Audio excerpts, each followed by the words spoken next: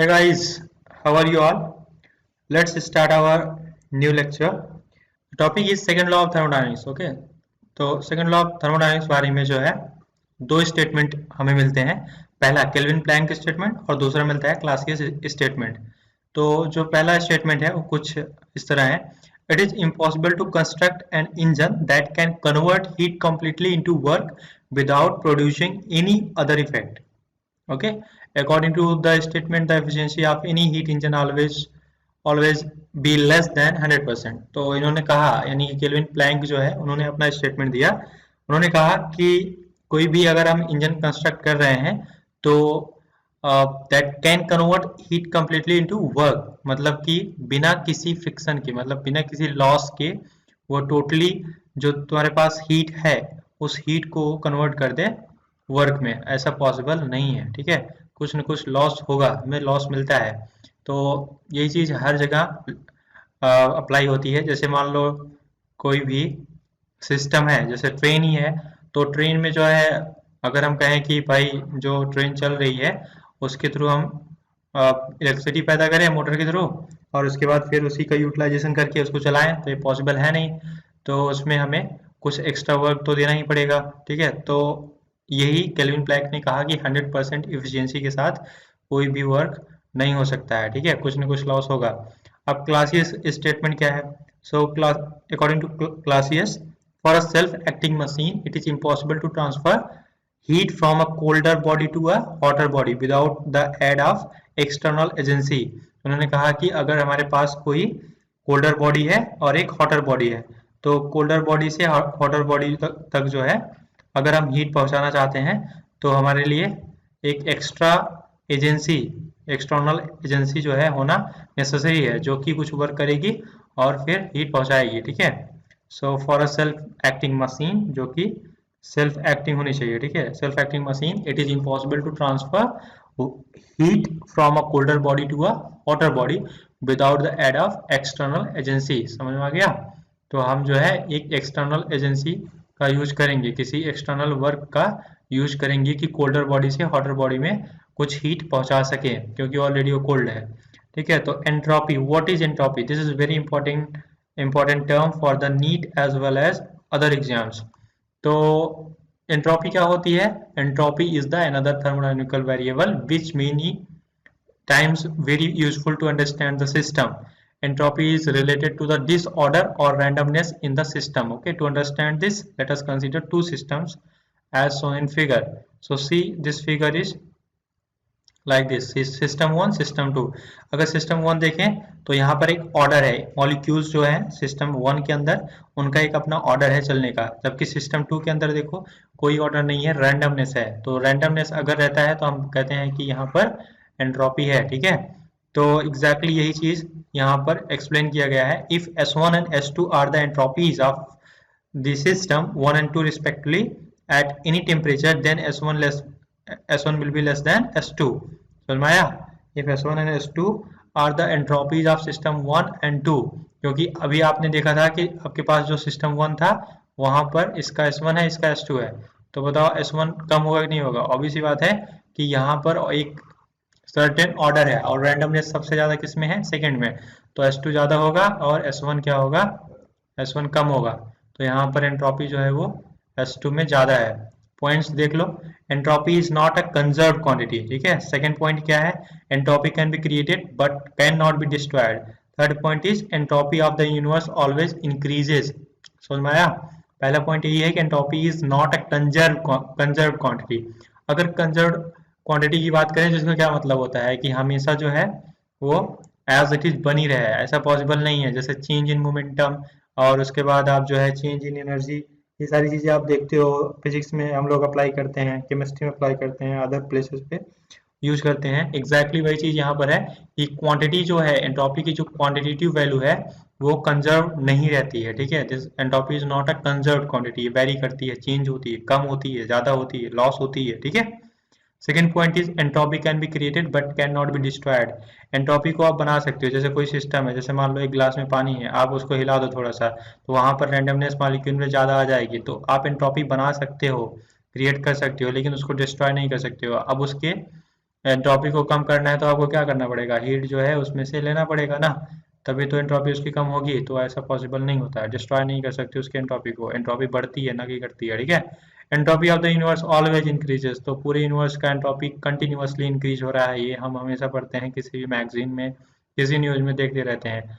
If a system at temperature T is supplied a small amount of heat delta Q, then change in entropy of the system can be defined as, आपके पास कोई system है, ठीक है, इस system में अगर हम जो हीट का चेंज है, ठीक है, transfer of change in heat अगर डेल्टा क्यू हम ले तो और टेम्परेचर टी हो, तो उस सिस्टम की जो एंट्रोपी होगी that will be delta S equals to delta Q upon T. For a system with variable T we have delta S equals to S F minus S I equals to integration of D Q by T S I to S F, okay, for constant T.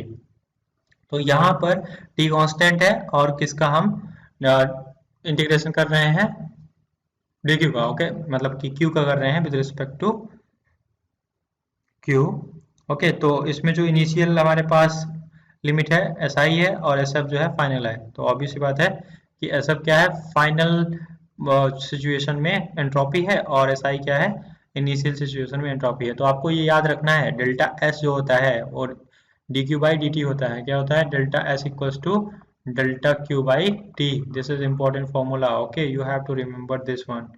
देखो अगर कभी कभी formula जो है आप ऐसे use करते हो टी डेल्टा एस, ठीक है, तो अभी आगे देखोगे इसका काफी यूज होता है क्वेश्चंस में, okay. The second law of thermodynamics में be stated in terms of entropy as, it is impossible to have a process in which the entropy of an isolated system is decreased, okay। मतलब कि ऐसा कोई भी system, isolated system बनाना impossible है कि वहां पर एंट्रोपी जो है उसका डिक्रीज हो प्रोसेस के साथ, ये पॉसिबल नहीं है, ठीक है। वही चीज यहाँ पर बोला गया है एंट्रोपी के रेफरेंस में कि पूरी यूनिवर्स की एंट्रोपी बढ़ती है। चलो क्वेश्चन देखते हैं इसके ऊपर। क्वेश्चन फर्स्ट देखते हैं, 1 kilogram of ice at 0 degree Celsius is melted and converted to water at 0 degree Celsius. Compute the change in entropy. तो कह रहा है कि 1 किलोग्राम ऑफ आइस, ठीक है, 1 kilogram of ice at 0 degree Celsius is melted and converted to water at 0 degree Celsius. अब इसको water में कन्वर्ट कर दिया गया आइस को, ओके। तो यहाँ पर क्या हो रहा है, हमें एंट्रोपी जो है, चेंज इन एंट्रोपी कैलकुलेट करनी है, डेल्टा एस कैलकुलेट करना है, बस सिंपल सा फार्मूला है delta S equal to delta Q. और ऑब्वियस सी बात है कि अगर हमारे पास आइस है तो उसको कुछ ना कुछ लेटेंट हीट चाहिए होगा कन्वर्ट होने में ना, तो आपको पता है कि लेटेंट हीट क्या होती है, अगर नहीं पता है तो प्रीवियस लेक्चर्स जो हैं लेटेंट हीट के ऊपर उसको आप देख सकते हैं, ठीक है। तो उसके ऊपर भी क्वेश्चंस बहुत ज़्यादा पूछे जाते हैं नीट में। और तो यहाँ पर जो लेटेंट हीट है अगर उसको दे दें तो फेज चेंज कर लेगा ना, तो लेटेंट हीट बस इतना होता है कि कोई भी अगर स्टेट है किसी पर्टिकुलर मैटर की तो वो अपने फेज को चेंज कर सकता है उस हीट के थ्रू, ओके। तो यहाँ पर लेटेंट हीट कितनी होगी आइस की कि वो वाटर में कन्वर्ट हो जाए, ओके। तो ये होगी एम एल, स्मॉल में एम इंटू एल, तो एम कितना है, बोला गया है 1 किलोग्राम मास, ठीक है। तो 1 इंटू एल, एल कितनी होती है 334 for the ice, okay, into 10 power 3, तो कितनी मिल जाएगी 334 into 10 power 3 joule, this is the delta Q. तो लेटेंट हीट हमें मिल गई, इतना उसको डेल्टा क्यू चाहिए किसको, आइस को कन्वर्ट होने के लिए वाटर में, क्योंकि आइस से वाटर में रैंडमनेस बढ़ रही है, ठीक है, तो एनर्जी यहाँ पर जा रही है, ठीक है, हमें देना पड़ रहा है अलग से। तो टी कितना है उस समय बताओ, 0 डिग्री सेल्सियस है, 273 में अगर जीरो ऐड कर दे तो 273 केल्विन हो जाएगा। तो डेल्टा एस जो होगा हमारे पास वो मिलेगा 334 इंटू पावर 3 अपॉन 273, टेम्परेचर तो आपको मिला ही है, वैल्यू पुट कर दो तो आ जाएगा 1223 जूल पर केल्विन। तो इतना मिल गया हमें change in entropy for that particular change. तो आइस से किस में कन्वर्ट हुआ, वाटर में, ओके। क्वेश्चन सेकंड देखते हैं। क्वेश्चन सेकंड कह रहा है the 1 kilogram of water at 0 degree Celsius is heated to 100 degree Celsius, compute the change in entropy. मतलब वाटर ले लो, नीचे से आग लगा दो उसमें, यानी गर्म होगा, अगर हीट हो रहा है तो क्या होगा बताओ, उसकी एंट्रोपी बढ़ेगी, क्यों बढ़ेगी, क्योंकि मॉलिक्यूल जो है वो एनर्जी ले रहे हैं कहाँ से, हीट से, जो आप उसको हॉट हीट कर रहे हो ना एक्सटर्नल सोर्स से। तो 100 डिग्री सेल्सियस पहुंचने तक बताओ कितनी चेंज हो चुकी होगी उसकी एंट्रोपी। तो हमें क्या करना होगा, हमें यही फार्मूला यूज करना होगा, जो अभी देखे थे, delta is equals to T1 to T2 D Q by D T, ठीक है, इंटीग्रेशन में। तो हमें पता है कि डी क्यू जो होगा एम सी डी टी होगा, क्योंकि टेम्परेचर चेंज हो रहा है T2 माइनस T1, तो ये मिलेगा हमें डेल्टा टी। तो यहाँ पर हमें डी टी यूज करना है इंटीग्रेशन फॉर्मेट में। तो हमें पता होता है कि Q equals to M C T होता है, ठीक है। तो हम अगर डी क्यू की फॉर्मेट लिखे तो D Q equals to M C D T लिख सकते हैं। तो अब यहाँ पर हम डी क्यू का यही यूज करके एंट्रोपी फाइंड आउट कर सकते हैं। तो इसको हम पुट कर देंगे इस वैल्यू को इस इक्वेशन में। तो यहाँ मिल जाएगा M C D T upon T, already T था, तो T1 to T2 हम इसको सॉल्व कर रहे हैं, ठीक है। यानी कि जो हमारा चेंज इन टेम्परेचर है T1 to T2 है। तो बताओ MC जो है कांस्टेंट है, इसमें चेंज होने वाला नहीं है, और 1/T का इंटीग्रेशन करना पड़ेगा विद रिस्पेक्ट टू T, क्योंकि dt है। तो बताओ क्या होगा, 1/T का ln t होगा, T1 to T2 होगा, ठीक है। तो अगर हम इसको इंटीग्रेट करें तो हमें मिल जाएगा ln t, ओके।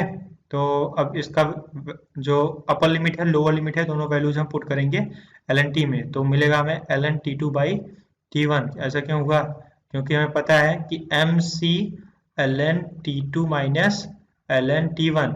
तो बताओ अगर माइनस में है तो हम इसको रेशियो फॉर्मेट लिख सकते हैं, ln की प्रॉपर्टी होती है लॉगरिथम, हाँ। तो अब बताओ इसमें 100 है, और C जो है कितना होगा, 4.2 होता है, किसके लिए बोला गया है कि आइस से कन्वर्ट हो रहा है इसमें वाटर में। तो 4.2 हम ले लेंगे सी की वैल्यू, स्पेसिफिक हीट, ठीक है। और ln बताओ T2 कितना है, T2 100 डिग्री सेल्सियस तक जा रहा है, तो 100 में हम ऐड कर देंगे 273, तो यहाँ हो जाएगा 373, और नीचे 0 डिग्री सेल्सियस होगा क्योंकि टी आई कितना है, यानी T1 है 273 प्लस 0 डिग्री सेल्सियस था, केल्विन में चेंज करेंगे, 273 ऐड कर देते हैं, तो मिल जाएगा लैंड 373 अपॉन 273। तो हमें इतना मिला। अब यहाँ पर हम देख सकते हैं हमें डेल्टा एस मिल गया 1308 जूल पर केल्विन। क्या यूनिट होता है एंट्रोपी का, जूल पर केल्विन, हाँ। Okay, thank you for watching this video, stay with us and subscribe this channel, share to your friends, and comment for next topic. Okay, thank you for watching this video.